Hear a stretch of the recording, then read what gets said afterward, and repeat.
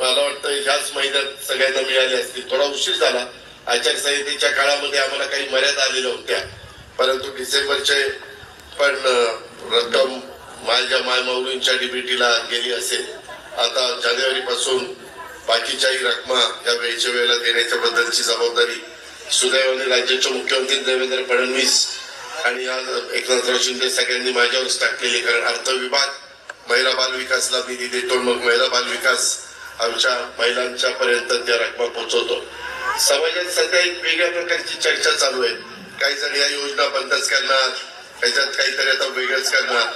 मी माझ्या मायमाऊलींना सांगतो, ही योजना गरिबांच्या करता, ज्यांचं उत्पन्न महिन्याचं 20,000 रुपयाच्या आत आहे, साधारण 2.5 लाख रुपये वर्षाला उत्पन्न 2.5 लाखाच्या आत आहे, त्यांच्या महिलांच्या करता. आता ज्या महिलांच्या घरी गाड्या घोड्या असतील, म्हणजे 4 चाकी वाहन, त्यांना तसं 1,500 रुपये ही गरिबांच्या करता, गरजू महिलांच्या करता.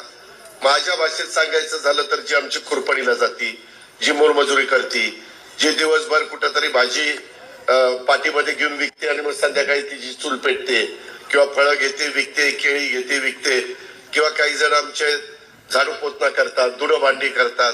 काही जण माझ्या महिला एका दिवशी 4-4 घरांचा स्वयंपाक, तिथं पोळ्या लाटणं, भाजी 2 करणं, भात व डाळ भात करणं, असं करून त्या पुढे जात असतात. अशा ज्या गरजू महिला आहेत की ज्यांना कुठलाच आधार नाहीये, अशांच्या करता ही योजना आणली. मधल्या काळामध्ये आमच्याकडं वेळ मर्यादित होता आणि त्याच्यामुळं काही विरोधक हे आता बंद करणारे, याचं असं काहीतरी करणारे, काही करणार नाही. मी स्वतः अर्थमंत्री म्हणून तुम्हाला सांगतो, ही योजना तुमची चालू राहणार. तशा प्रकारचा शब्द महायुतीच्या सरकारने निवडणुकीमध्ये दिलेला आहे. त्याच्यामुळं तुम्ही अजिबात काळजी करू नका. त्याबद्दलची विनंती मी माझ्या सगळ्या लाडक्या बहिणींना आणि माझ्या मायमाऊलींना देखील करतो.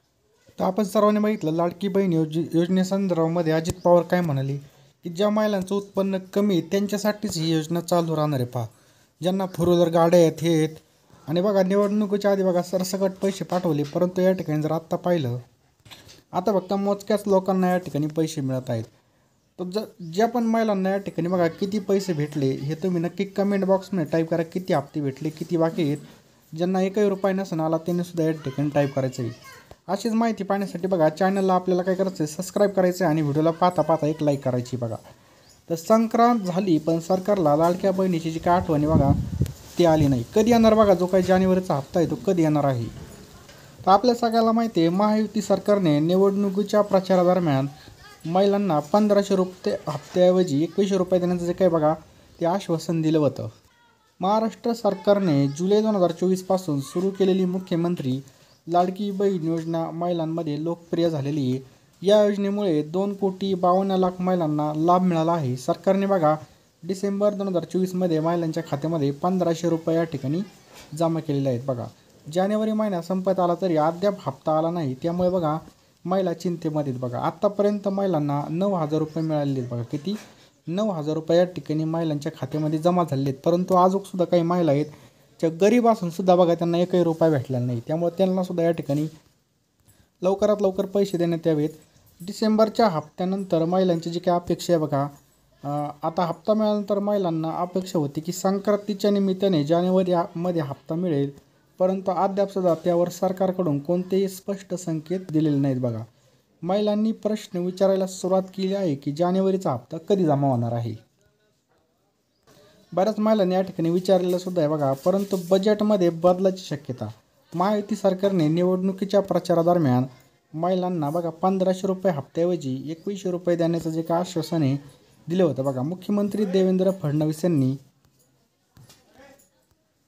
बजेटमध्ये यावर विचार केला जाईल असं सांगितलं. त्यामुळे बघा मार्च महिन्यामधील अर्थसंकल्पामध्ये योजनेमध्ये सुधारणा होण्याची शक्यता आहे. पहा, त्याचप्रकारे बघा छगन भुजबळ यांनी वक्तव्य केलं आहे की ज्या महिलांना योजनेसाठी पात्रता नाही त्यांनी स्वतःहून योजना सोडावी असं राष्ट्रवादीचे नेते छगन भुजबळ म्हणाले आहेत. बघा, त्यांचा यावर आणखी खुलासा करताना सरकारने आत्तापर्यंत दिलेली रक्कम परत मागणार नसल्याचं सुद्धा स्पष्ट केले. मात्र निकषामध्ये बसत नसलेल्या महिलांबाबत तक्रार आल्यास कारवाई होणार असा इशारासुद्धा बघा सरकारने दिलेला आहे. महिला मतदारांमध्ये महायुतीचा जो काही प्रभाव आहे तो पडलेला बघा. ही योजना बघा महायुती सरकारसाठी निवडणूक रणनीतीमध्ये महत्त्वाचा भाग ठरली. महिलांनी मोठ्या प्रमाणामध्ये मतदान करून सरकारच्या धोरणांना पाठिंबा दिला. आता या योजनेमधील पुढील टप्प्यावर महिलांचं लक्ष आहे. यामध्ये जर पाहिलं तर महिला मतदारांना खुश ठेवणे हे सरकारचं प्राथमिक उद्दिष्ट आहे. त्यामुळे जानेवारीचा हप्ता लवकर जमा होईल अशी जी काही बघा महिला आहे. शिवाय योजनेच्या अंमलबजावणीतील पारदर्शकतेवर भरसुद्धा या ठिकाणी दिला जाणार आहे. तर बघा ज्या पण महिलांना अजून एकही रुपया आला नसेल त्यांनी कमेंट बॉक्समध्ये टाईप करा की एकही रुपया जमा झाला नाही. त्याचप्रकारे बघा ज्यांना किती हप्ते भेटले, काही काहींना या ठिकाणी 3,500 रुपये भेटले, काहींना फक्त 2च हप्ते भेटले आणि काहींना एकही रुपया या ठिकाणी भेटलेला नाही. पहा चॅनलवर नवीन असेल तर चॅनलला सबस्क्राईब करायचं आहे, बेल आयकॉन ऑन करायची आणि या व्हिडिओला नक्कीच एक लाईक करायचं आहे.